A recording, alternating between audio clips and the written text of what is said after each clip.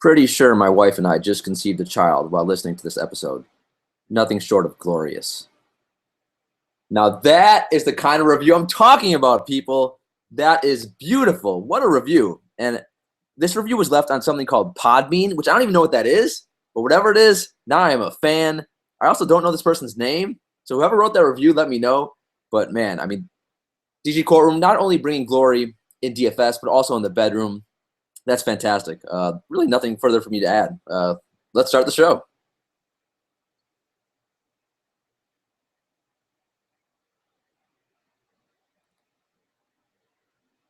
This episode of DG Courtroom is sponsored by Draft, a daily fantasy app. Your chances of winning are almost 3 times better than on FanDuel or DraftKings. On Draft, it's draft day every day. You can do a simple snake draft for one day whenever you want. Drafts take just minutes to complete. Download Draft now. Be sure to enter the promo code DFBPOD when you download to get a 100% deposit bonus. And with that, we are off. A new week is here. It is Monday, March 20th, 2017. Spring is in the air. I think it's spring this week, right? It's a 7-game slate on Monday, so also a very beautiful, manageable, glorious amount of games. So, and also this is a great week. I was checking the schedule. It's like 7 games Monday, 8 games Tuesday, a manageable amount Wednesday. I think Thursday is 5 games, and then Friday is a good amount as well. So every day this week is going to be a solid slate for me and you to discuss together. Man, also I should let you guys know, as I'm doing this podcast, you guys know I always record it late. So it's 3:28 in the morning on Monday, and I got bit by some type of bug. I mean, I listed down on my show sheet, I have as one of the dream killers, I have bugs. I don't know what the hell just bit me, but something bit me above my right eyebrow. So I'm holding like an ice pack with one hand. I'm trying to navigate like 17 open tabs and do the podcast. I may lose consciousness at any moment. So if something happens to me, please call 911. Now, by the time you listen to this podcast, it may be too late, but I'm not sure what the hell bit me. What the hell's flying around this apartment, man? Sometimes I hate New York, all the crap going around here. Anyway, great start to the week. Before we start the show, please do 3 things. Rate, review, subscribe to the podcast. As you may have already noticed, I am leading off the show with these. Man, you guys are super creative out there. I'm getting these really great, creative, funny reviews. So I'm leading off the show by reading a review. Write a review, even if you don't want to write a creative one, that's fine. Just write one anyway. It really does help me out, little things like that. So rate, review, and subscribe to the podcast. Also, please download the app Draft, and when you do, use the promo code DFBPOD. If you can't find out where to put the promo code, just tweet at me at DanielAGreen1 and let me know your username on Draft, and I will make sure you get your deposit bonus, and the sponsor's happy with me. I think I forgot to introduce myself again, right? I always forget that. You know what? From now on, I'm actually going to write my freaking name on the show sheet because I continue to forget like an idiot. My name. Anyway, I'm the judge. I'm Daniel Green. Like I just said, you can find me on Twitter at DanielAGreen1. If you don't know that, then maybe you're at the wrong show, but I'm glad to have you. Hope you had a good weekend. All right, now hopefully I will never forget to put my name on any show that I do now on. I do have an important announcement to make. And I think I tweeted this out a couple times. I think I tweeted it out once on Sunday and then once maybe last week when I first heard the news. And that is that the judge is going to radio. It is true glory. We are headed to Dash Radio. So please, right now, go download the Dash Radio app. And I'm not sure if I'm can say the exact dates yet, but it's going to be very soon, within 2 weeks. I think I'll just say right now. I'll say right now. And basically, I'm going to be doing shows on Dash Radio Monday through Friday and Sunday for you guys, 1 to 2 Eastern. So 6 shows a week. And wait, there's more. I mean, man, I'm going to pass out this. I mean, this is maybe too much. And we are doing a new glorious lineup lock DG Courtroom show every day, Monday through Friday from 6 to 6:30 p.m. Eastern. Because as you guys know, we talk about this all the time, right? From the time I'm doing the podcast now until, when lineups lock, right now it's 3:30 Eastern. And then by the time it's Monday at 7 p.m. Eastern and lineups lock, tons change, right? All the news comes out, especially late in the season with all the teams tanking. So now we're going to get your your normal judge, your hour-long show, and then you are going to get now a nice lineup lock show. So that's going to be super cool. I'm super excited. I don't know if I'll be able to make it through. It's a lot of content, but I'm thrilled to do it. It's going to be a ton of fun. And I'm not sure, time-wise, I'm not sure how long it's going to go. I think it's going to go through the playoffs. So I know I've already gotten a bunch of questions like, am I going to be doing baseball once baseball kicks off in about 2.5 weeks? I'm not exactly sure. But for one, I will be talking some baseball, but obviously it's going to be still an NBA-devoted show as long as there's NBA DFS. But if there's MLB slates, well, am I going to mention MLB? Of course I'm going to, because I do like and play MLB DFS as well. And a lot of the stuff we talk about for NBA, it easily translates over to MLB, which is probably my second favorite DFS sport. So more details to come in the days to follow regarding that. But if you want to Google what Dash Radio is, I'll probably go into it more in the maybe later this week as well. Maybe on Thursday when we only have like a 5-game slate. But it's going to be a lot of fun, and it's exciting. In terms of like for you guys though, I got this question too. Like, nothing changes for you. If you guys only want to listen via the podcast, totally fine. Like this, if you normally listen on iTunes, you will still be able to listen to every day on iTunes. The other thing though, every day now on iTunes, you also will be getting the lineup block show. So basically you'll be getting 2 shows a day via iTunes, Stitcher, wherever you listen to the show. Or if you just want to listen to on Dash though, you can listen to that as well. But if you have any other questions, let me know on that. Also, just going along with that, it means, since I'm doing more shows, it means I'm doing more content, right? Which means less sleep, which means I'm probably being insane. So I need your help. You must help the judge. This is not Roto. We are not Roto World, Roto Wire, Roto Grinders, Roto Fantasy, Roto Nerd, Roto Trash, Roto Garbage, Roto Boring, Roto No Thank You. By the way, why does every site use the name Roto? I don't even know what Roto means. I was going to Google that before the show and I didn't. If you came up with like a name for a site, I guess it's because if you're starting a new site, you just want, if someone's going to Google it, do you want them to accidentally Google Roto or type in Roto and then your site's going to come up? I don't understand why there's literally like 35 different Roto fantasy sites out there. Like I think Roto World should get it. The first one who ever came up with Roto originally, they should get it. So I will Roto World. That is the only Roto I will from now on here acknowledge. But look, this is not that show. If you want to, show one of those other shows, as you guys know, I don't want to do a Beal versus Booker show. That's not what I'm doing. I'm trying to do a more innovative and creative DFS show for you guys. But I need your help. I need the listeners' help. I need feedback. I need ideas. If there's anything you guys want me to discuss on a show, if I'm going to be doing, basically 2 shows a day, it's some, you can make an argument that that's what I'm doing.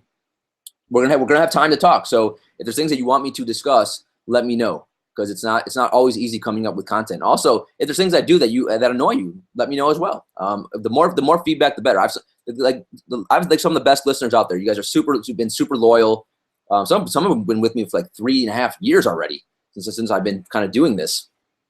So again, I want more interaction. More interaction. You can never have enough interaction. So if this show fails, I will blame you guys. I will not blame myself.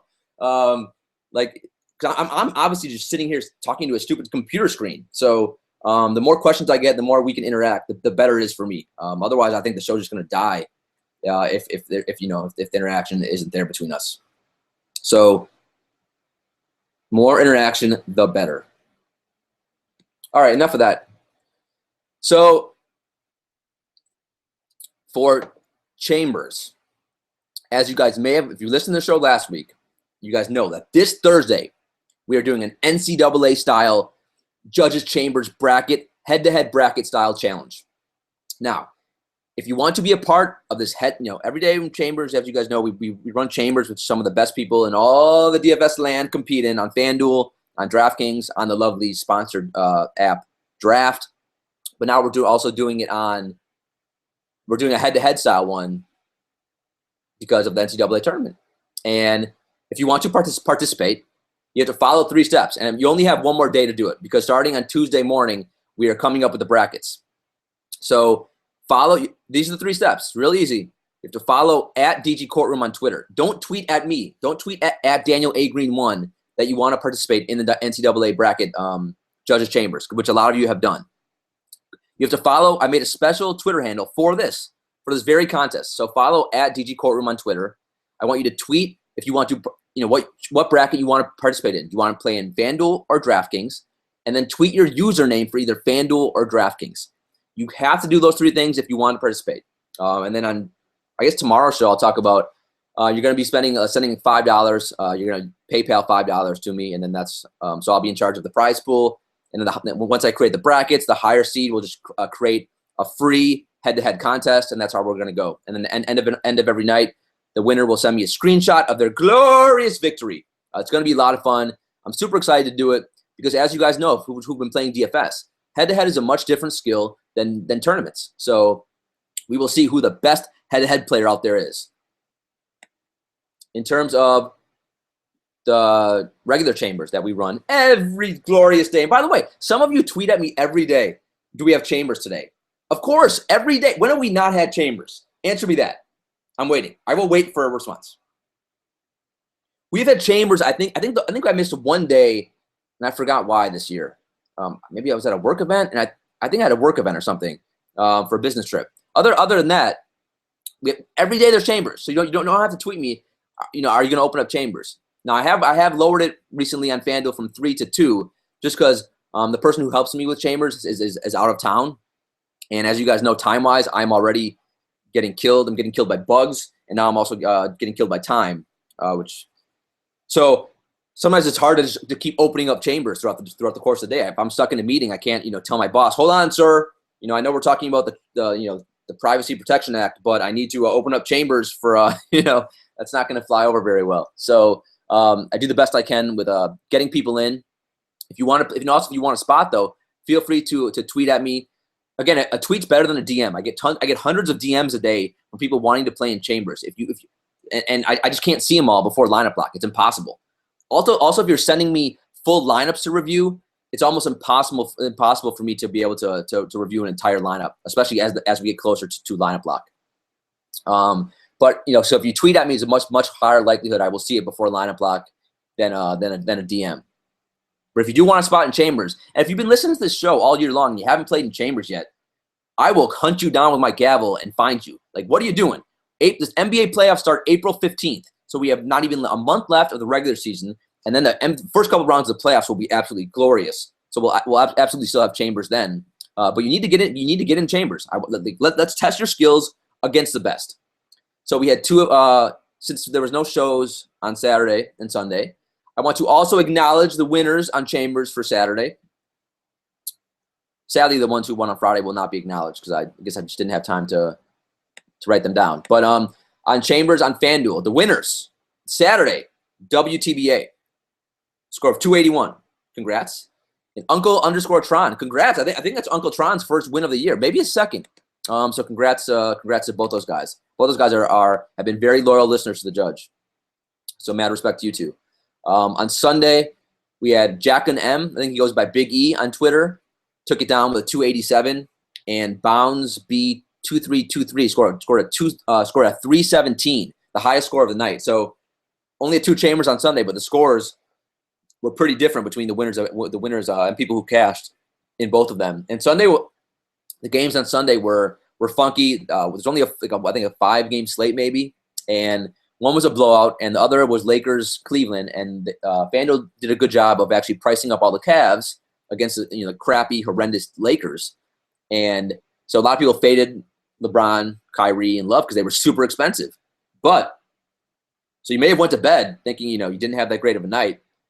But that game ended up being Lakers won. The Cavs won 125-120, and everyone went nuts. Everyone, because neither team played defense, and that game did stay close. So if you ended up playing LeBron, who ended up being a dream lover, even though he wasn't even that great, and Kyrie and all those guys, you probably made money, and you may have woke up, and not only winning chambers, also cashing in a lot of your contests just based on that late game. I know in DraftKings, I was in like almost last place in most of my contests, but I stacked that Cavs Lakers game and then ended up cashing everywhere. Now in FanDuel, I faded a lot of the Cavs, and that's not work out very well for me. Speaking of DraftKings, on Saturday, we had a listener achieve true glory. Australia 83 put up a score of 320 on Saturday, which was a monster score. I know he won a couple tournaments. I know that I had a pretty good Saturday as well. I played. I always forget what the name of on FanDuel the $25 contest every night is called the Slam. They have an equivalent tournament on DraftKings. It used to be called the Crossover, but on Saturday it was called something else. Also, FanDuel and DraftKings have been jacking up the prices for that tournament, so maybe I don't even. It was $40. It was a $40 entry fee, and I think I finished like 50th or something like that. And I made $300-400. But Australia 83 with his score, he would have finished third and made like $4 or $5 grand in that at least. But I think he made a few grand anyway that night. So congrats to him. That was a great night. The judge took second that night, and Chris Hearn took third. And then on Sunday, EPAB 2350, who's always the top of the leaderboard, took down DraftKings Chambers. Too Tall Jamal took second. He's always a good DraftKings player as well. And JBen 03 took third. So congrats to all of you. I salute all of you for your weekend glory. Hopefully you also had some glory in the bedroom, not going to lie. If we had to choose, what would be better glory? Is it glory in the bedroom or glory winning Chambers? I don't know. I mean, I think that would probably depend if you've been married a long time and stuff like that, right? And other things that I probably can't talk about because I think this show on iTunes is still rated like G. I need to get that changed so we can have like an extra R-rated show so I can start swearing and talk about some X-rated content. Not X-rated, R-rated content. I don't want to get filthy on this show. This ain't Pornhub. All right, let's hop into the Emmy Award-winning segment. Sorry, Emmy-nominated segments. And actually, someone this weekend told me that he thinks this segment might be up for an Oscar next year. I mean, I was like, that's too much. Now we're pushing it. Then again, are we? Are we pushing it? I don't know. So right now we're just saying it's an Emmy-nominated segment. It is Dream Killers and Dream Lovers. Man, my voice, I was like a teenage boy. My voice was cracking there. That gets super hard to do, at like 4 a.m. So Dream Killers, two things that are non-NBA related. One is dog beds. If you guys have dogs out there, you guys know I have the bailiff who's sleeping right now. You know where he's not sleeping? On his dog bed. So he's 2 years old, a little over 2 years old, and I bought him maybe 3 or 4 dog beds over the years. He's either not used them or has chosen to just like destroy them and tear them apart. So today we were at Petco, and he basically saw this dog bed and kind of was laying on it and playing with his ball on the bed. So I was like, it's been a few months. Maybe he likes this dog bed, and it wasn't that cheap either. So anyway, I was like, do I buy this thing? I don't know. I ended up buying it like an idiot. Of course, we get home. What does he do? He takes a piss on it, and he won't use it at all. So if any of you out there, if you can recommend a dog bed to me, be much appreciated. Like maybe he just doesn't like dog beds. I don't know. Like he sleeps with me in the bed anyway. But I'm just wondering, like during the course of the day, if he wants to lounge around, like what he does, he sleeps on my yoga mat. I have a yoga mat that I can never roll up. It's out all of the time because he always sleeps on it. So it's just, man, you would think he'd like a dog bed over the yoga mat, but no, he likes this freaking yoga mat. Also, bugs, as I mentioned at the top of the show, I'm currently holding an ice pack above my right eyebrow because a bug freaking bit me. So they're a dream killer as well. My soul crusher of this day was, at least on FanDuel, was Kawhi. I played a decent amount of Kawhi, and against Sacramento, I knew it was so much risky anyway because they could blow the Kings out. Now, ironically, like the first 6 minutes of this game, you knew it was trouble. If you're watching the game, Sacramento came out, got off to like a 14-2 lead. Yeah, I mean, the Spurs just didn't show up for the first quarter, basically. And Kawhi had like 0 FanDuel points in the first like 7 minutes. Ended up with like 4 FanDuel points after the first quarter. So you're already at that point, you knew that wasn't a good sign. Then the Spurs came back and then ended up blowing the Kings out after 3 quarters.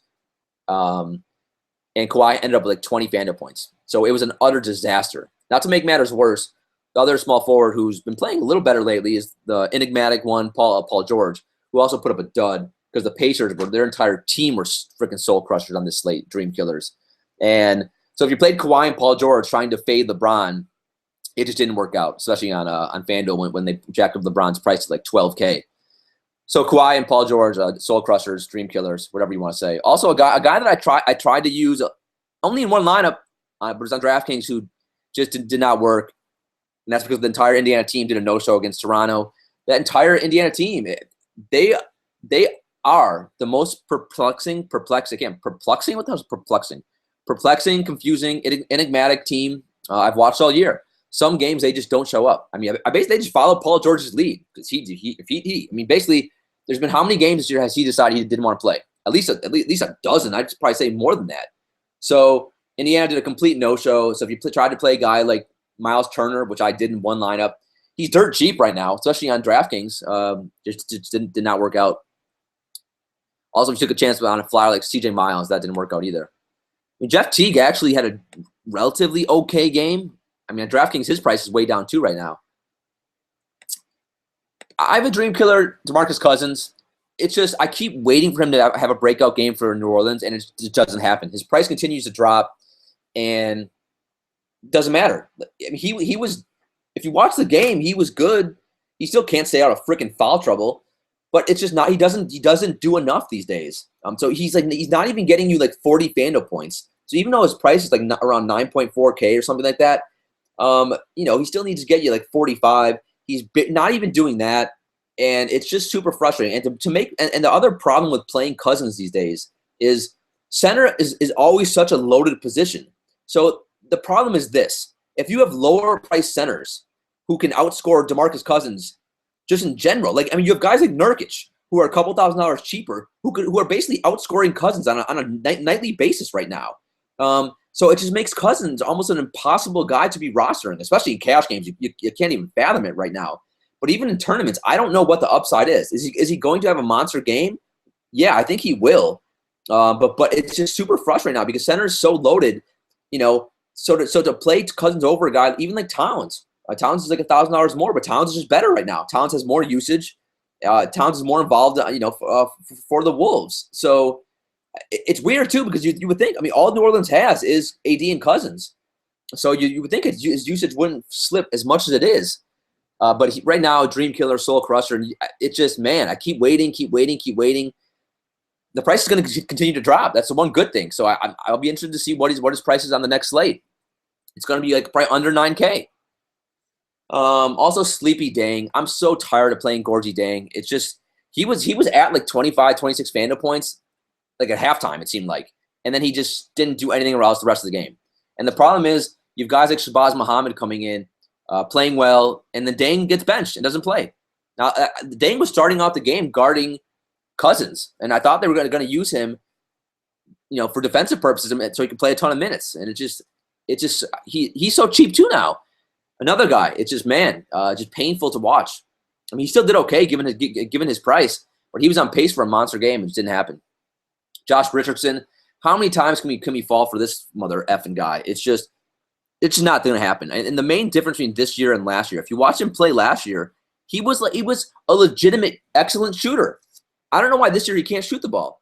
He was a really good 3-point shooter last year, and this year just he isn't. He can't shoot at all. He can't shoot to save his life. And also, he's lost a ton of confidence. And if you watch him play, he'll go like 6, 7, 8 minutes standing in the corner. He won't even look to shoot. He does just enough to make him like playable, and he'll stumble and bumble and fumble his way to like 18 FanDuel points. Is that enough to help you win a tournament? No, it's not. And it's been super frustrating. He's done that all year. It's just it's very perplexing.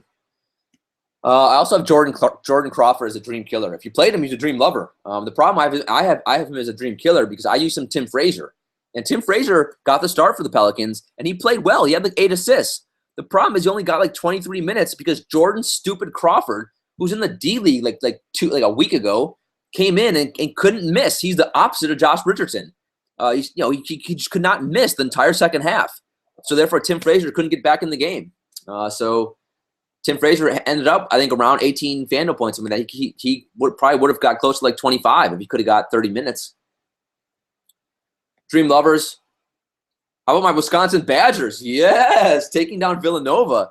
I mean, man, I think I've watched maybe 4 Badgers games this year, so that was pretty exciting to see my team advance. Again, I don't know why they weren't 8 seed. It didn't make sense. They were second in the Big Ten. Dream killer. How about the NCAA committee? Why are the Badgers an 8 seed? I don't get it. I guess it's because their RPI was low. but they were the 2 seed in the Big Ten. They beat Minnesota twice. Minnesota was a 5 seed. It just doesn't. Whatever. Anyway, Wisconsin won. Dream lover. Lakers Cavs that entire game. Everyone went nuts. DeAngelo Russell put up over 55 FanDuel points, something like that. He had 50 FanDuel points going into the fourth quarter and did nothing in the fourth quarter. I mean, I thought he'd make it like 60 or 70, but he was great. And of course, he wasn't even going to freaking start. He only started because Nick Young had the flu. Because Luke Walton and that organization is an absolute joke right now. But yeah, if you played Russell, congrats, great, good play. Jordan Clarkson, still for his price, he did good. He got close to like 29 FanDuel points. Julius Randle did not do as great. He was in the mid-20s. Zubac was like low 20s, I think, 22 FanDuel points maybe. So I mean, none of those guys killed your lineup. And then for the Cavs, LeBron, Kyrie, and Love basically all had really good games. LeBron didn't come close to paying off his salary, but he had 50 FanDuel points while Kawhi and Paul George had like 20. So therefore, he just by the slate itself, he became a dream lover. And Kyrie, because the one thing about the Lakers, as we know, if you play DFS, they don't defend anyone, and lately Cleveland doesn't either. That's why LeBron can play so many minutes. So just no one was playing defense in this game. It was up and down the court. And, I think Kyrie had over 45 actual points, something like that. So, yeah, so Kyrie was a dream lover. Everyone from that freaking game. James Johnson.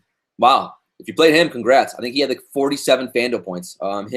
Basically, he was the key to every winning GPP lineup. It was weird. I saw I think the winner of the Slam didn't even have Russell. But I think it did have James Johnson. But he was that's a monstrous score for him. Nurkic, mentioned him. He outscored Cousins, and he does it consistently. Shabazz Muhammad, close to 30 FanDuel points. He's in play these days because Gorgie Dang stinks. Damian Lillard has been really good since All-Star break. So I think he was in the winning GPP lineups for the Slam. I think he was close to 50 FanDuel points. I think Lillard had a career high in points, but I think he had like 49 actual points and only 55 FanDuel points. So as good as he was scoring the ball, he did nothing else on the So if he would have stumbled and bumbled into some assists, some rebounds, he could have put up like 70, 80 FanDuel points. And that's the difference between a guy like Lillard, DeMar DeRozan, and a guy like Harden and Westbrook, right? Those guys can survive bad shooting nights. Like guys like Damian Lillard cannot. But he's been great since All-Star break. Buddy Hield was excellent. 18 points, 5 rebounds, 5 assists. Maybe he is. Maybe Vivek was right. Maybe he is Steph Curry light. No, he's not. But he's good. Everyone. I tweeted this out earlier. I don't know why everyone was on the Miami guys. Josh Richardson was 42% owned. I don't get it. Like we've seen him. What happened? And yes, the slate dictates who we play. But Buddy Hield has been a much better player recently than Josh Richardson. So I wasn't exactly sure why Jay Rich was so chalky on the slate. It was a little bizarre. But the rest of the season, don't ignore Buddy because Buddy's going to be getting minutes for the Kings. All right, before we jump into the slate, I must take some water. Man, I am parched. It's actually not even water. I'm drinking Sprite. I'm trying to get like a little bit of a sugar rush because I'm fading out. And if I go back and listen to some of the shows, and you can tell the second half, sometimes the energy level kind of dips. Now, the other shows, their energy levels are to stay like this the whole show anyway, so it doesn't really matter. But I try to bring the energy, man. I feel like I need to be energetic. You guys need to be entertained a little bit. I don't know if you're at your office right now, your boss is yelling at you, your wife's yelling at you. You need, trying to be pumped up here, even though it's a long season. It's game. How many games? The NBA. It's like game 67 or something like that. Teams only have 15 games left. Not even, I don't think. All right, so let's talk a little bit how to approach the rest of the regular season. Once we get to the playoffs, we can talk about how to approach that as well. The playoffs are so much fun, man, especially that first round. You don't got to worry about tanking, injury, fake injuries. Like all the stars, everyone gets. First of all, they're all good games, and then for the most part, and then everyone's getting monster minutes. So it's just a ton of fun. But these last 15 games or so, it can be tricky. Now, as you've seen, you have some teams tanking, some teams have already clinched playoff spots, or they're resting their guys. It's somewhat of a mess. So let's go through. I listed 6. I wrote down 6 things that we can talk about, or strategies, how to approach the rest of the regular season. Dun dun dun. All right, 1. I mentioned this on previous podcasts. Let's target teams with something to play for, right? So teams trying to make the playoffs or trying to get home court advantage, like the Bucks, Detroit, Miami, Chicago, Charlotte in the East, Denver, Portland, Dallas, New Orleans, Minnesota in the West.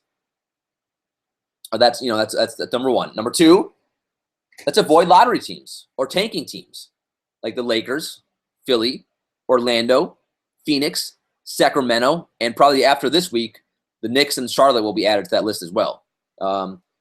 So I mean, that's just, remember, I'm not saying do this, but that's one strategy you can take if you're trying to, if you want to have a lineup that will survive, after lineup lock, and no one's going to be, at 7:02 Eastern, you're going to find out, oh, Robert Covington is out with an eyelash, a la Anthony Davis. So, because clearly we still have to play in tournaments. You still have to play roster. We're not going to just start fading the Lakers. I mean, come on, there's fantasy gold there. Number 3, avoid teams who have clinched playoff spots or don't care about seeding. I mean, the 2 ones that come to mind, obviously, are the Cavs and the Spurs. We got killed by this on Saturday night, right? Cleveland was in Los Angeles. They're playing the Clippers and the Lakers on back-to-backs.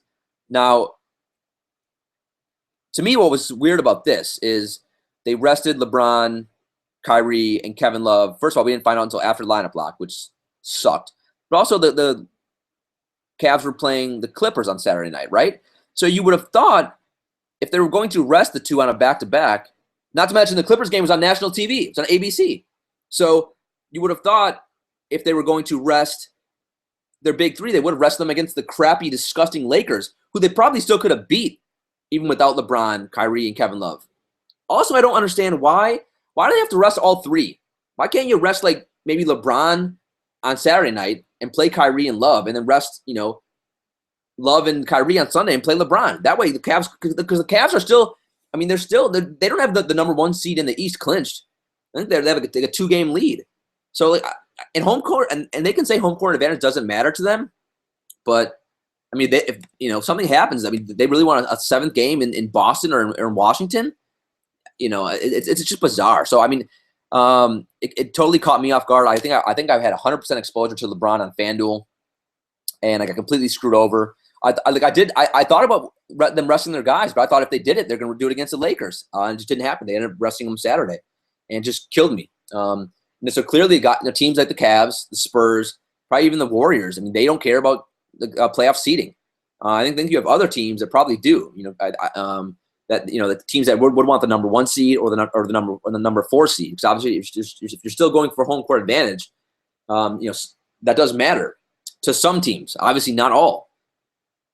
Number 4, we can target guys in the early games, right? Target teams that play at 7 o'clock Eastern, 7:30 Eastern, because usually, especially the 7 p.m. Eastern games, we're going to have all the news by then, right? We're going to know every player that's going to start in those games. We're going to know every player who's out for those games. So obviously, if you roster, the more players you roster in those early games, the less chance there is that you're going to have something kill you after lineup lock. So that's a strategy as well. Number 5, play GPPs only or more GPPs. What is a GPP? Someone might ask. You might maybe new to the show. It's basically just a tournament. So instead of play less cash games. And quite honestly, that's probably a good philosophy to switch to now. Now, I know some people will probably say, oh, I wouldn't play any cash games these days. No, you can still play cash games. But I do think it does make sense to play more tournaments, to up the amount you're playing in tournaments and lower the amount you're playing in cash games these days, just because there are less and less safe plays now, right? I mean, there's more and more wackiness going on. So, let's say normally you played 80% cash games, maybe lower it to 50% cash games and 50% tournaments. But that's always a personal choice, and I never tell someone how to spend their own money. Number 6, play more lineups. This one I actually started doing. So let's say normally you play, one $10 tournament every day. Instead of that, play two contests, two $5 contests, right? So instead of let's say you enter something called least they used to have something called the rebound on FanDuel, which was like $12. So instead of that, let's say you play, something called, I don't even remember the names. I think they keep changing the names of the contest. So I don't even know what they're called anymore. I think something used to be called like the dime, right? Or the assist, which was a $5 contest. So instead of playing the $12 contest, you could play 2 entries in like the $5 contest, and then also play another like $2 tournament. Then you're all of a sudden your one lineup becomes 3, and then it's glorious because maybe then in one lineup maybe you do want to play some Cavs. Maybe another lineup you want to play some of the teams that tank, some of the guys on like Sacramento or Phoenix, and then maybe you have a third lineup that's safer, that goes by some of the rules I just laid out. You avoid all the lottery teams and the teams that are tanking and all that stuff. So obviously, the more lineups you're doing, the more different strategies that you can implement, and obviously the less chance there is that you're gonna get killed by news after lineup block. Hopefully that made sense. I don't know if it did. I feel like it didn't. I don't know. You can let me know. All right. Let's move on to the injury news for the slate. So first of all, as you guys know, one of my favorite sayings is remember the slate dictates who we play. So today we have a 7-game slate. Very glorious. So injury news. There's some big ones out there. Not big ones, but there's, I think, significant ones out there. For Atlanta, you have Paul Millsap and Bazemore are both out already for Atlanta. So Ersan Ilyasova, man, almost a lock and load, I think.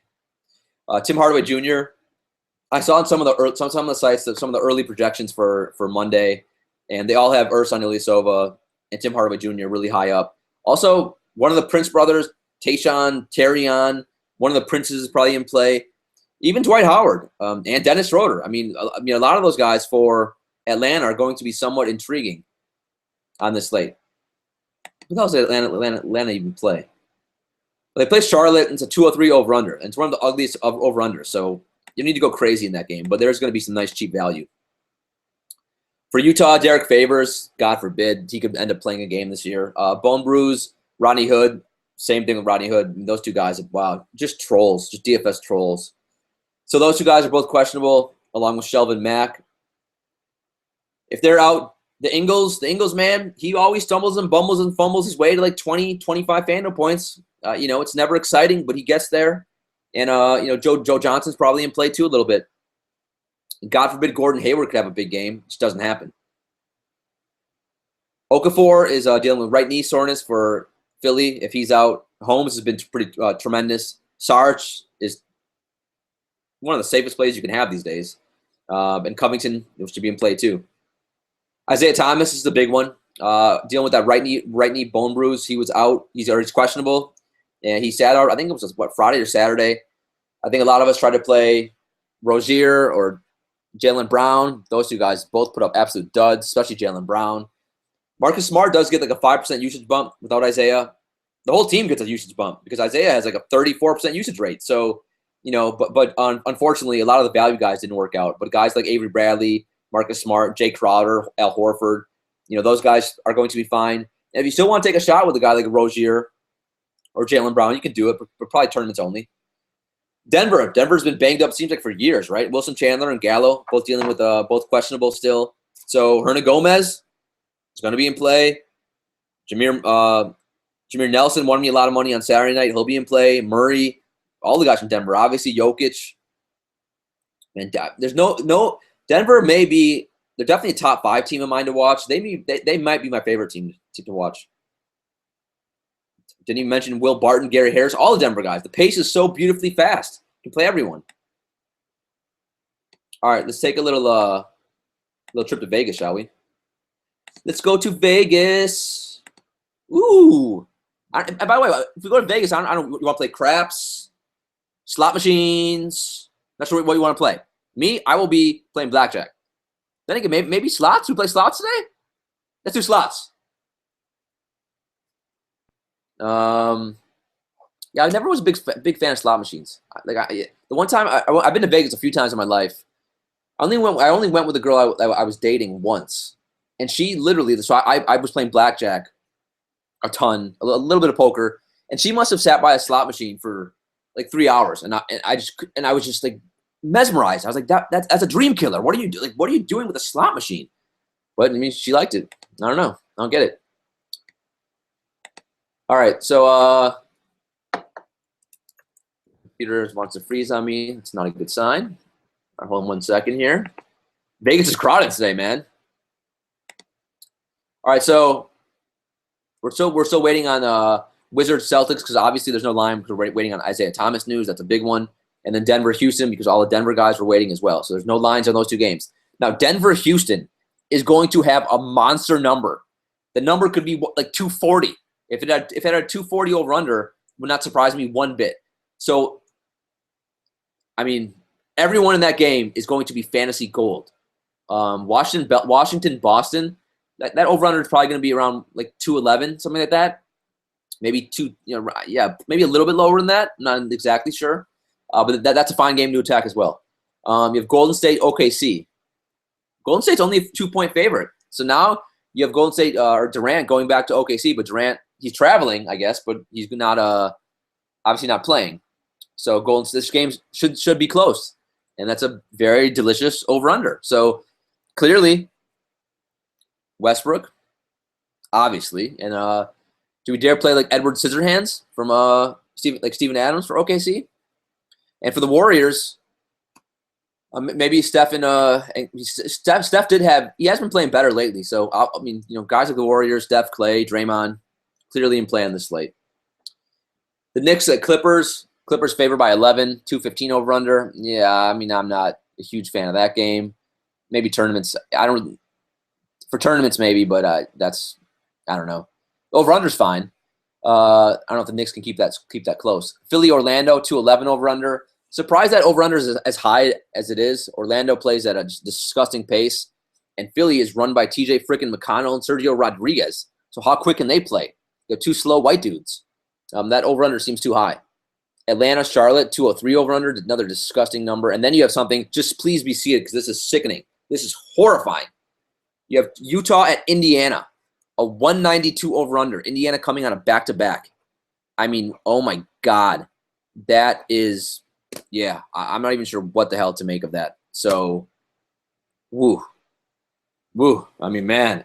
Now, it's DFS, so we know in the winning lineup, a winning tournament lineup, will someone from that game probably be in there? Probably. All right, pace. You guys know I love three things. The bailiff, usage, and pace. So teams playing up in pace, I want to attack because they get extra possessions. That means they are underpriced for this slate. OKC playing wave and pace against Golden State.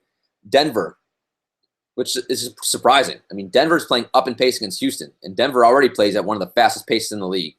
So that's, I mean, man, I love Denver anyway. I mean, I didn't think I could love Denver more than I do, or more than I did, whatever the hell the right phrase is. But man, I mean, we're reaching like orgasmic levels for the Nuggets on this slate.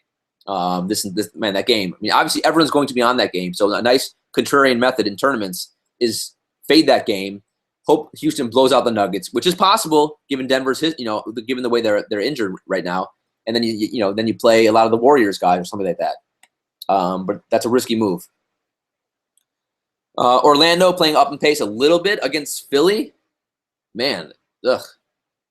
I guess Philly does play at a faster pace than I thought. That's surprising. So that's about it. Really, just those three teams are only the ones that stand out to me: OKC, Denver, and Orlando. And I'm sure you guys like me are sick of playing Orlando guys. Man, are they are all dream killers. All those bums: Fournier and Ross and Gordon and Vucevic. The only one who's been good consistently, which is crazy to say, has been the Magic Mountain Man himself, Elfrid Payton. And by the way, not enough of you let me know which ride we want to be on at Magic Mountain. I think it's going to be the Rither's Revenge. I think I got like 20 votes for that one or something like that. So, all right, let's hop into the plays. Top plays at each position. And this slate, man, we have stars. We got Westbrook, we got Harden, Jokic, John Wall, we got Curry. Those are like the 10K guys. But anytime, any slate you got Westbrook and Harden, you have a tough choice to make. It's what do you do with those guys? That's always the first question you got to ask. Man, and they're both in really juicy, delicious spots. I mean, Westbrook is in probably the second highest over-under game of the night, and James Harden is in the best game of the night. So I want them both. Will I play them? Will I find a way to play them both? Gosh damn it, I will. Or gosh darn it. Now, is there enough value to make that happen? I'm not sure. With the Atlanta news and the Denver news, there probably is. But obviously, if you play Westbrook and Harden, I mean, look, if you play Westbrook and Harden, I'll do it right now. That means on FanDuel, you only have, for your remaining 7 players, your average salary can only be $4.9K. So basically, you're going to have 7 bums if you play those 2. What's Ertzon's price? Ertzon's 4.5K. So I mean, you can do it, but obviously it limits you. But let's start with point guard though. So Westbrook against the Warriors, he wants to destroy them. He wants to destroy everyone. He wants to kill them. He wants to eat them. He's so expensive at 13.4K on a 7-game slate. Man, point guard is always the most. Point guard and center are probably always the 2 best positions, and point guard on this slate, it's terrific again. So, man, it's just he's 3.5K more than Steph Curry. And could Steph Curry come relatively close to Westbrook? I think so. With that said, look, even at 13.4K, let's say I play 10 lineups, I will make it my, if it's the last thing on earth I do, he will be in at least 4 of them. So I will have at least, right now I have at least 40% exposure, and I may up that. It's just, the thing is, his floor these days is what, 55, 60? So, and that game should stay close. OKC's been playing well. I think they are battling for that, to get home court advantage. So Steph Curry is a disastrous defender. So Westbrook, man, I think, obviously good play. But yeah, that's expensive. John Wall, 10.2K. To me, he's overpriced. There's just not much upside of that price. He had 20 freaking assists on, Friday or Saturday? 20. And he only had 46 FanDuel points. How's that possible? So he had 20 assists and underperformed. And I got in a big fight. Someone yelled, from some Wizard fan on Twitter, started screaming at me. So I basically was saying that Wall had a bad game. And, because he had 20 assists. She was screaming at me, saying he played, he was phenomenal. And this is, again, you have to separate real life from DFS. In real life, he was great. He was terrific. But in fantasy, in DFS, he needs to give us 50 FanDuel points now. And that's just like in a cash game. To take down a tournament, you probably would need to be better than that. You probably need to pay off 6 times the salary, especially on a slate when you got Westbrook and Curry, and other guys. So you can do it. I wish if Isaiah Thomas plays, I would like John Wall better, because then he gets some of the worst defense in the world. Steph Curry, 9.9K. Yeah, I mean, I think Curry's got a much. You could say Wall has a safer floor than Curry these days, and I think that's true.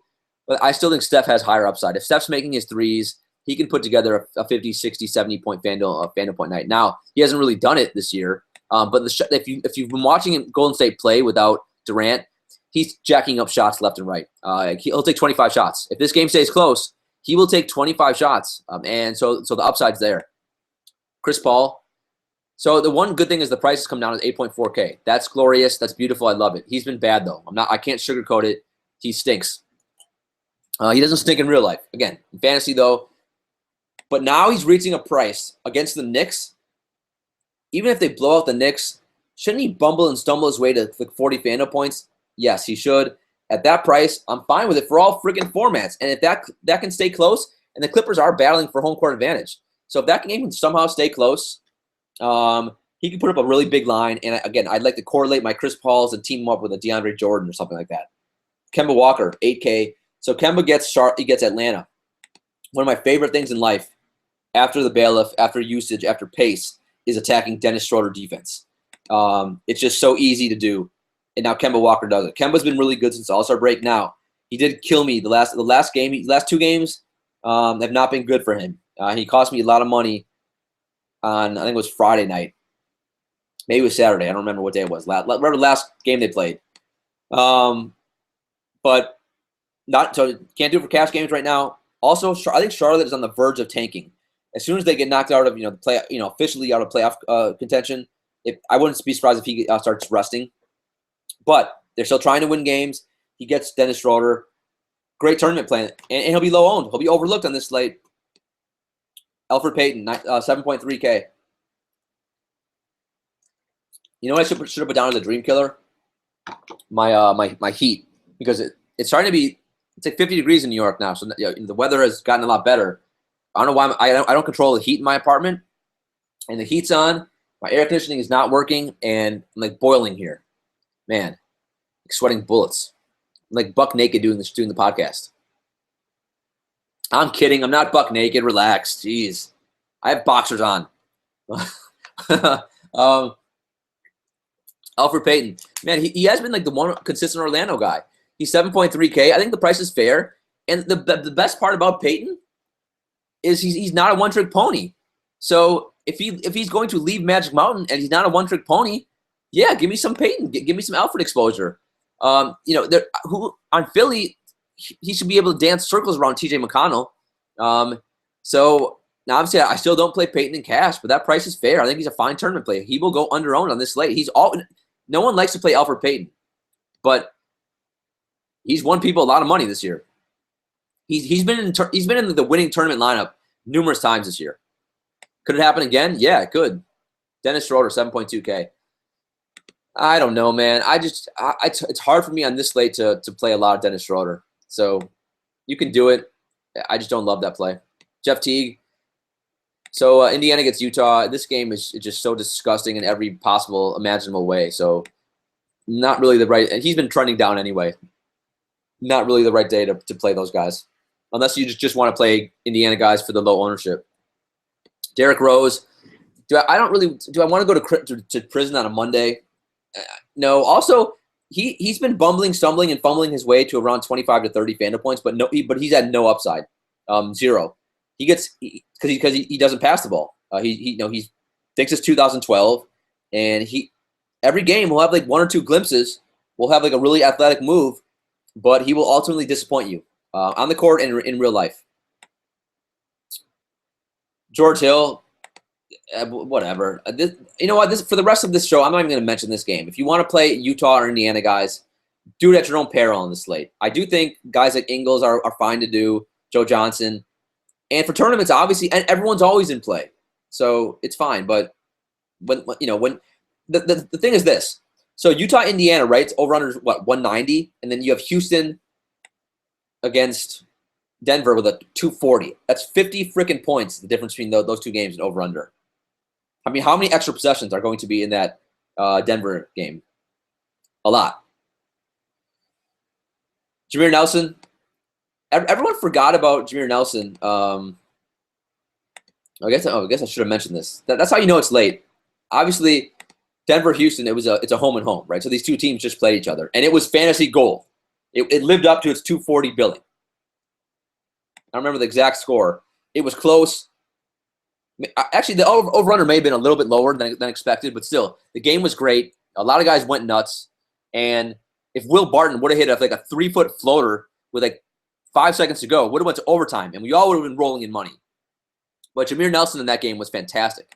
Now, he was on DraftKings, he was like 24% owned. I think he was much lower on FanDuel. Actually, let me see what his price is on DraftKings right now. It's 5.5K on FanDuel.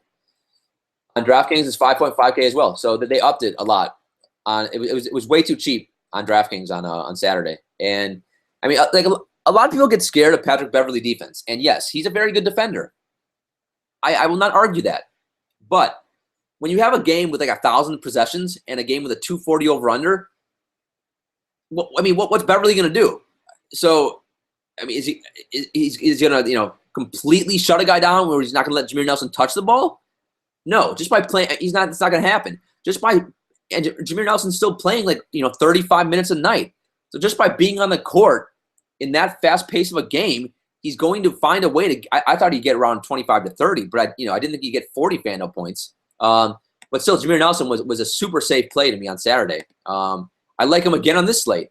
I'll play him again. I like the fact that his price went up a little bit. Maybe scares people away. But you can do it. I mean, now if Jameer Nelson was an 11K point guard going up against Patrick Beverley, then that'd be different. But if someone's a value play, then I think that's a different issue. I mean, you can't. How do you shut a value guy down? A value guy is basically a bum anyway, right? So all he's got to do is bumble and stumble his way in, make a couple shots, get a couple rebounds, get a couple assists. Not to mention also, I can see Beverley guarding someone else. Why would you put Beverley on Jameer Nelson? So there's a variety of reasons Jameer Nelson is still a good play. Speaking of which, Patrick Beverley, 4.9K. Very sneaky play. He's a sneaky ninja play. Quite honestly, you know what it is? He is my sneaky ninja of the day. Patrick Beverley, that's right. So he's coming off 2 bad games, but he's still getting big minutes. And what I want in this game, and this is what I want. This is my approach to Denver Houston on Saturday. I want to find cheap exposure to this game, guys who are cheap, and also contrarian plays, guys who are going to be relatively low owned. So while everyone else is going to probably play Jameer, and obviously guys like Jokic, Harden, Will Barton, Gary Harris, Patrick Beverley is going to be somewhat overlooked. So give me some Beverley on this slate. Jamal Murray will be another guy who'll be relatively high owned. Excellent play, elite play, 4.4K for tournaments. Man, he can put up 30, 35 FanDuel points. Also, if Jameer Nelson does not play as well as he did on Saturday, that means more minutes for Murray. So Jamal Murray is a great play for tournaments. Other than that, if you want to go Terry Rozier, you can do it. But he was so underwhelming last game. All right, shooting guard, James Harden, 12.2K. Yeah, so last time out against Denver on Saturday, he was great. He had 63 FanDuel points, 37 minutes, 40 points, 10 rebounds, 10 assists. Man, but choosing between Westbrook and Harden on this slate, that is so freaking difficult because they're both can't miss. They are both can't miss. But we can't. This is not roto trash. We can't play everyone. We have to make choices in our lives, right? Wow. You know what? If I had to choose one on this slate, I'm going to choose Harden. I will. That's right. My can't miss play of the day is James Harden. That's who it is. Even though I love Westbrook more than life itself. And I hate Harden. I hate his Cheeto face. I hate him dribbling for 20 seconds and flailing his arms and getting these fake fouls. But look, Harden's 1.2K cheaper, at least on FanDuel, and it's a much better over/under game. So, and shooting guard is not nearly as good a position as point guard. So, I think Harden probably is the better play, but they're obviously both elite.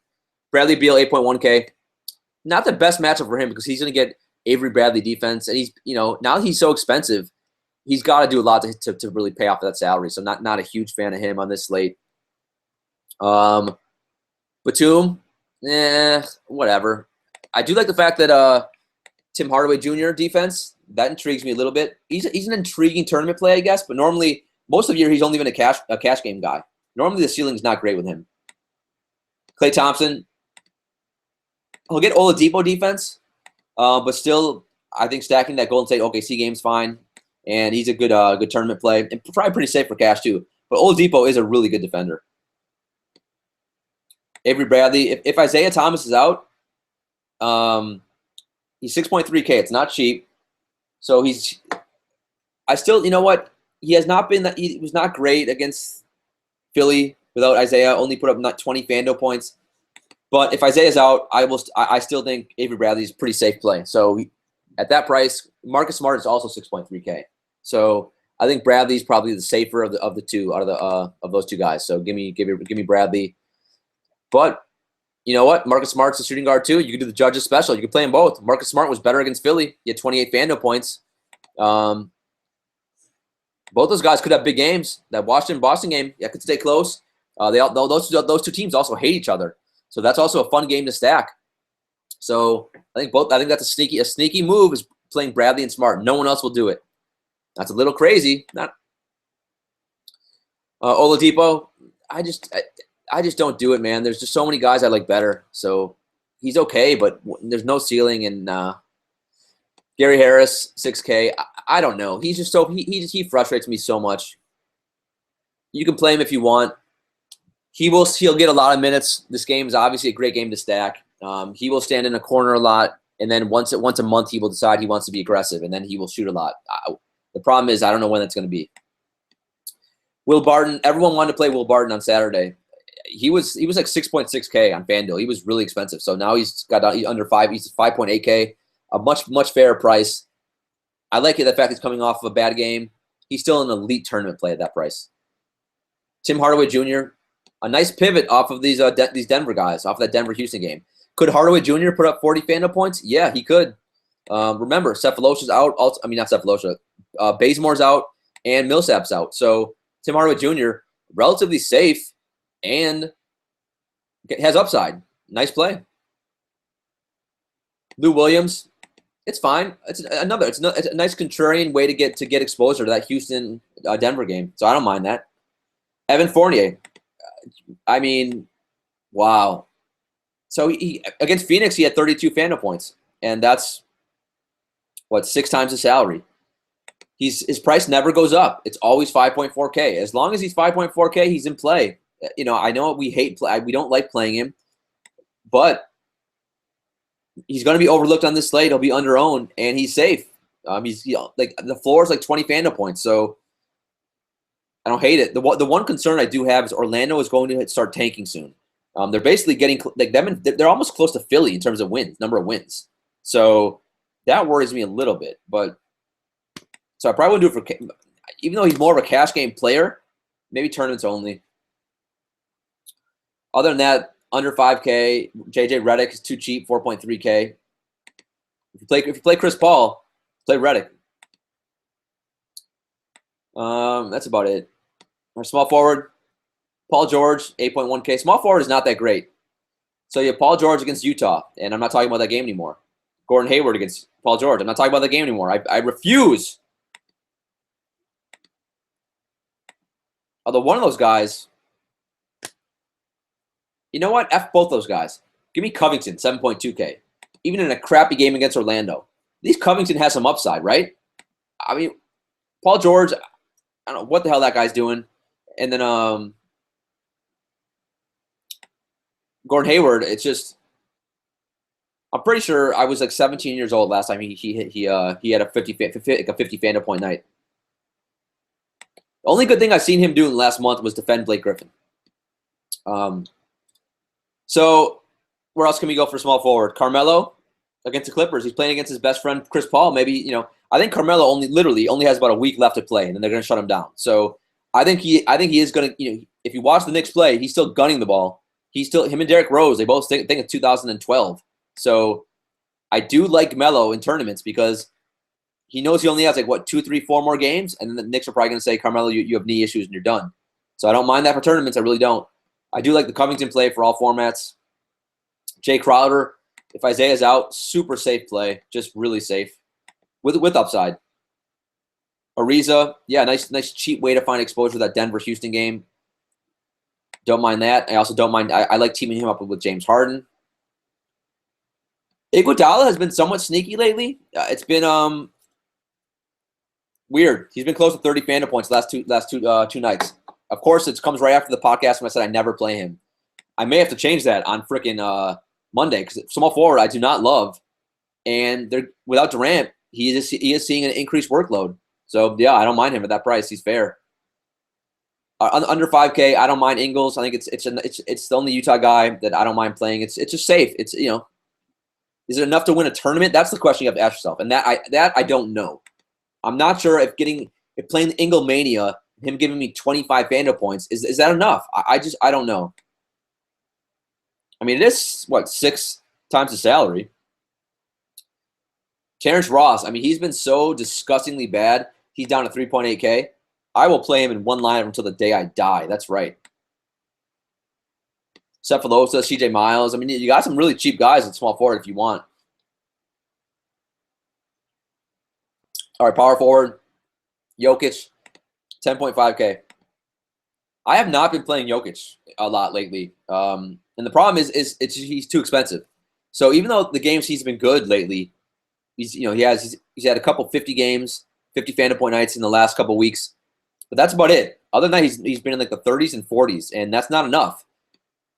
Last game against Houston, you know, he only played 22 minutes, 16 points, 5 rebounds, 4 assists, 27 FanDuel points. That's obviously an anomaly. I expect the minutes to go up. I don't remember if he was in foul trouble or not. I think he was. it is a great spot for him, you know. And if I play 10 lineups, I'd maybe play him in 1 or 2.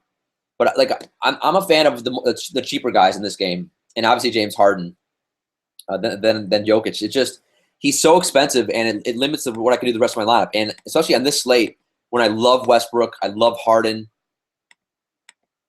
You know, Jokic, if you play him, obviously good play. It's just, man, he's so freaking expensive. Let me see what he is on DraftKings. Maybe he's cheaper. On DraftKings, he's 10.2K. That's expensive too. But I mean, you can do it in tournaments. If I do it, it's probably going to be part of a game stack, and then hope that game goes to overtime. Blake Griffin. I played a lot of him on Saturday night. I didn't think the Cavs were going to rest everyone. So he ended up going up against French Fry, and he did okay, 39 Fando points. Man, he's just been so subpar and mediocre. I'm not sure what the hell's going on with him. So, yeah, it can't be excited to play him. He gets the Knicks, that's good, right? So, on paper, a good matchup, even though Porzingis is a pretty good defender. Draymond Green, yeah, totally fine. He's capable of giving you a 60 Fando point night because he fills up the stat sheet. He's got a floor of like 30 Fando points, so it's pretty much safe for all formats these days. Dario Saric is basically the GOAT. I mean, honestly, might be the safest. Between him and Jokic, he's probably the safer play. He's, you know, $3,000 less. So even though it's a disgusting, slow-paced game, I probably prefer Saric to Jokic. It's not that I prefer him. It's I don't have the money in a lot of my lineups to play Jokic. So, and Saric right now is everything to Philly. Philly does have to start losing games. They keep winning games. They got to start losing. So I am intrigued to see if they start I would not be surprised if they start resting Covington, Saric, you know, other guys soon. Marvin Williams, 6.7K. It seems expensive on the surface until you realize 4 of the last 5 games he's been up. I mean, just out of this world. So, yeah, it's totally fair. At some point, you know, it's basically, I can't think of a good analogy. Yeah, I can't think of a good one. It's too late. It's 4:34 in the morning. I'm gonna try to think of a good analogy for Marvin Williams for next podcast. But yeah, you know what? I'm fine with that price tag. I really am. Which the fact that I'm saying, if you would have told me the start of the year that Marvin Williams would get up to 6.7K and I'd be totally fine with it and think it's justified, I would have said you're out of your blipping mind. Frank the Tank, 5.6K. Nah, yeah, what? I mean, quite honestly, I do think Charlotte's going to find a way to give him like 30 minutes a night the rest of the season. Why not? For tournaments, do I think it's a good cash game play? No, but it's not horrible. And actually, the more I think about it, power forward on this slate sucks. So, how about a sneaky ninja judges special? Marvin Williams is Frank the Tank as your 2 power forwards. Now against Atlanta, remember, Millsap's out. So you're going up against who? Ersan Ilyasova? That's why, I mean, remember, Ersan can never get consistent minutes on any team he goes to because he's a horrendous defender. He's similar to Mirotic that way. So, yeah, I mean, I think the Charlotte guys could have big nights. Enes Kanter tournaments only with Kanter. Aaron Gordon. Aaron Gordon's just a boring, even though you think Aaron Gordon, wow, flying dunks, right? No, I think just freaking boring, standing in a corner, doing nothing, giving me 3 rebounds a night. Here, let me tell you his rebound totals. Remember, he's playing power forward these days. 4, 3, 3, 5, 5, 4. He can't playing power forward. He can't get more than 5 rebounds a night. That's a freaking problem. So tournaments only for me. Holmes, if Okafor's out, give me Holmes every day of the week. He's really good in real life and DFS. Fills up the stat sheet. I love Holmes. Quite honestly, I think I'll be saving a power forward a lot. I'll have Holmes and Ilyasova. I mean, just lock and load in my cash games. How could those 2 guys not hit value on this slate? Man. Other than that, Ryan Anderson his price continues to free fall down. He's 4.3K. He's dirt cheap. He is playing at home. He can't shoot at home. I will play him in one freaking lineup. Jason Smith, how about him, huh? Over the weekend, he had a couple big games for us. I think Markeef's going to play, though. If Markeef's out, Jason Smith's fine. Hernangomez, wow, the power forward, the value power forward is down here. Wow. So Hernangomez, 3.7K. And he played 28 minutes against Houston last game, 24 FanDuel points. So my 3 favorite guys are Hernangomez, Ilyasova, and Holmes. Man, it's just, I think Holmes and Ilyasova will be the cash game guys. Hernangomez more of a tournament play. All right, center. Center's not as great as it normally is. No Cousins, no Towns, no Whiteside. Vucevic. Vucevic gets Philly. If Okafor plays, you put Vucevic in your lineup. Promise me. You promise me you will do that. Because, man, Okafor is bad. Even without Okafor, Vucevic can still attack Philly defense. So he's fine. Not cheap, but he's fine. Rudy Gobert. I'll play Ingles from Utah, and I will also play Rudy Gobert. Only 2 guys for Utah I really like. Man, so for the Knicks, who do we like to attack? Centers, right? So DeAndre Jordan should be able to grab every rebound in sight. So I do like the Chris Paul DeAndre Jordan pairing. Dwight Howard, it's just, has he ever won you money? Has he won anyone money? He's been consistently mediocre all year long. Like without Millsap, he sees a nice little bump in usage. It's not horrible on this slate. I do like attacking Charlotte bigs. Al Horford, 6.6K. If Isaiah's out, he put up 51 FanDuel points against Philly. So, man, you can really attack Philly. Jesus, Philly is so bad. Maybe I like Vucevic more than I thought. Let me see how many rebounds Al Horford got. 8. Yeah, I was gonna say. I mean, Al Horford. Guess how many double-digit rebounding games Al Horford has had in 2017? Guess. No, I don't know the answer. I think it's 1. I think he had 1 against Cleveland. I think that's it. Tournament only Horford. Miles Turner, oh God, against Gobert, oh, that's scary. Mason Plumlee, dude, he has been so good. That's one reason why. Also, one reason why Jokic has not been playing as doing as well. You can run the offense through Plumlee. Like, I really do think Plumlee is hurting Jokic because you can initiate offense through Plumlee, and having those 2 bigs on the court at the same time, which Denver is doing, it really negates a lot of what Jokic does for that team. Plumlee's been outplaying Jokic, man. So Plumlee is safe for all formats against Houston at that price. Hernangomez, 5.7K. We all played Hernangomez on Saturday, and he cost us, or Friday, whenever the hell that was. Last game out, he had 12 FanDuel points. The Knicks are coming off a lot of rest. They have 4 days rest. So the more I think about it, the more I do like Carmelo. But I do like Hernangomez as well, coming off of all that rest. And because of recency bias, Hernangomez fine tournaments. Other than that, then you got, guys like Capella, Gortat. You have Edward Scissorhands, Steven Adams.